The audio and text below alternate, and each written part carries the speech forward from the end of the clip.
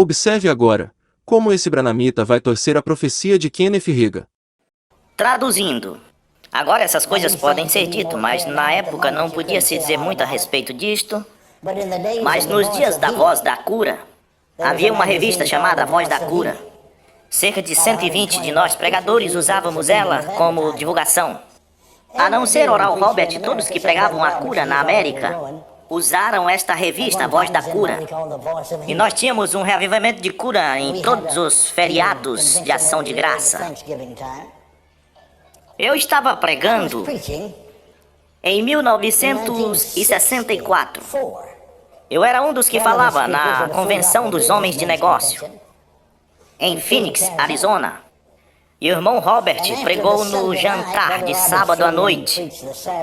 Foi a única vez que vi o jantar do sábado à noite ser um sanduíche frio. E pelo cheiro e pelo gosto, aquela comida parecia que tinha sido mergulhada no querosene. Não preciso nem dizer que nem comi o meu prato. E no final, o irmão, que era da nossa diretoria, que também estava presente, seu pai, sua mãe e ele eram secretários do Tesouro. E o irmão Daniel também estava lá, que era solteiro na época, indo para a universidade no sul da Califórnia. E fomos a um restaurante próximo para comer. E estávamos assentados lá, nem tínhamos pedido nada ainda, porque tinha muita gente. De repente, o Espírito de Deus veio sobre mim. Como foi com Caifás, né? Caifás foi o homem que julgou Jesus Cristo de maneira injusta e fraudulenta, enviando-o assim para a morte.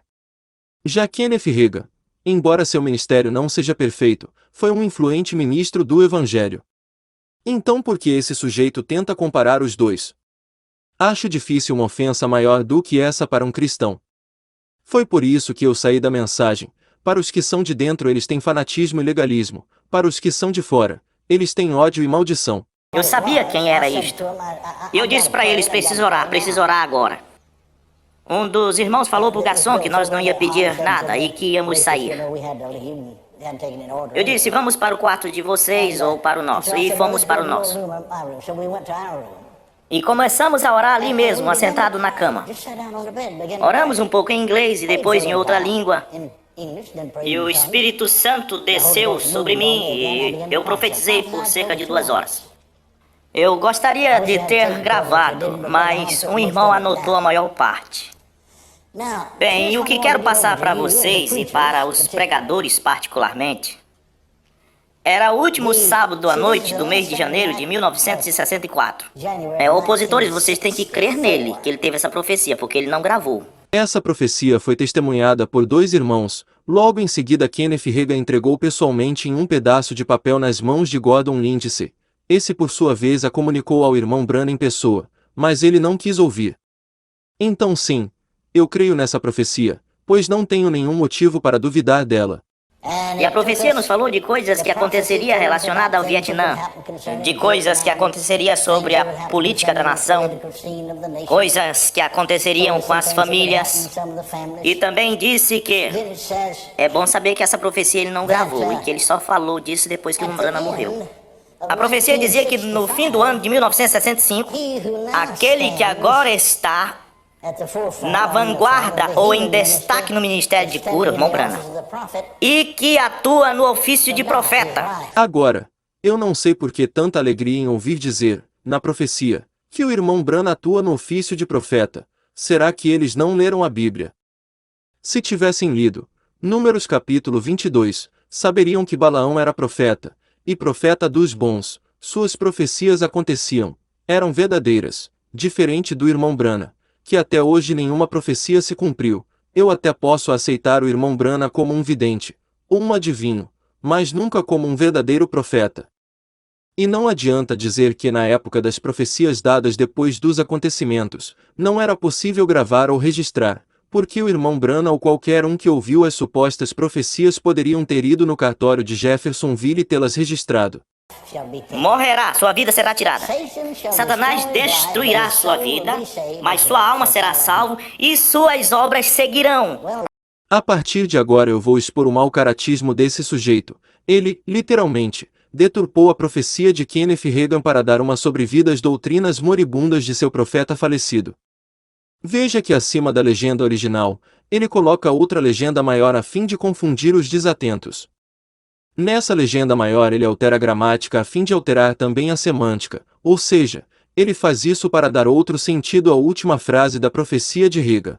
Se lermos a frase original, suas obras o seguirão, suas obras, está ligado com o que o irmão Branham fez durante sua vida na Terra, tanto as coisas boas quanto as más. Isso é bem óbvio, mas tenho que dizer isso para desfazer essa deturpação. Agora, se juntarmos suas obras com o restante das palavras dessa frase, teremos suas obras o seguirão, mas você pode me perguntar, o que as obras seguirão? É lógico que as obras seguirão o irmão Branham, dando o sentido de que as obras seguiram o irmão Branham para o pós-vida, para que lá ele seja julgado por elas. Então o real sentido da frase completa seria, suas obras, ou seja, o que o irmão Branham fez na Terra, seguirão o irmão Branham para o pós-vida. Agora que você sabe o real significado da frase de Reagan, note que eu não estou interpretando a frase, estou apenas lendo o que está escrito. Suas obras o seguirão. Veja na frase que aparece bem grande acima, que o filho de Satanás deturpou. Falo isso porque Satanás é o pai da mentira. Veja que ele retirou o artigo próprio, ou, que faz referência à pessoa de William Branham. Uma vez retirado esse artigo, a frase muda totalmente de sentido. Acho que não precisa explicar o sentido que eles querem atribuir. Isso está bem explícito nesse vídeo. Agora, imagine você, um homem que sobe atrás de um púlpito e tem coragem de deturpar explicitamente uma profecia de um ministro do Evangelho, e ainda se considera o dono da verdade. Esse, na minha opinião, é um dos maiores exemplos de um fruto do ministério de ensino do irmão Branham. Porque assim como seu profeta fraudou doutrinas plagiando-as na cara dura, esse na cara dura deturpa a gramática na cara de todos, assim como seu profeta fraudou a nuvem dizendo que estava naquele dia quando não estava, esse sem vergonha faz o que faz sem nenhum pudor. Para mim, ele é o maior sinal que o irmão Branham foi um falso profeta, do contrário, como um verdadeiro profeta daria frutos tão podres? Eu fico pensando, se um sujeito como esse não tem pudor de fraudar publicamente a gramática de um ministro, fico imaginando o que ele não faz quando não tem ninguém vendo. Agora veja, irmãos, ele interpretou errado a profecia. O que a profecia diz? Aquele que está no meio de vós agora com o ofício de profeta. Não disse assim, aquele que está no meio de vós agora se dizendo ser profeta, que é um falso profeta. Mas aquele que está no meio de vós com o ofício de profeta. Deus disse para Kenneth Reagan que o irmão Branham era um profeta. E depois eles foram dizer que o irmão Branham é falso profeta.